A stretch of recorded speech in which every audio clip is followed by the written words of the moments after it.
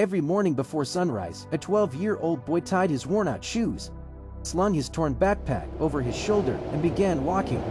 Not 1 mile, not 2, 10 miles. Every single day.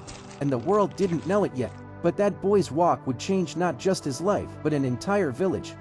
His name was Emmanuel. He lived in a small village miles away from the nearest school. No bus, no bicycle, no shortcut. Just miles of dusty roads, harsh sun, and sometimes pouring rain. His father used to say, "Education is the bridge out of poverty, son. Walk it with pride."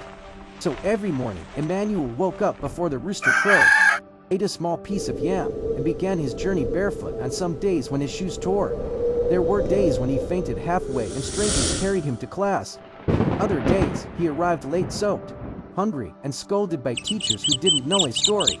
But Emmanuel never stopped. He studied under candlelight, sometimes using firewood when there was no kerosene. When classmates teased him for his old uniform, he smiled and said, "One day, I'll buy you all new ones." No one believed him, but he kept walking 10 miles each way for years. When final exams came, Emmanuel placed first in the district. His story reached the radio, then the newspaper. His scholarship arrived from the city. The day he left for high school, the entire village followed him down that same road he once walked alone. His father hugged him and said through tears, "You walked those miles for all of us." Years later, Emmanuel returned, and not as a boy walking to school, but as a teacher driving a bus, the first school bus the village ever had. Emmanuel's footsteps carved more than a path. They carved a future. He proved that education isn't about how far you walk, but how far you're willing to go.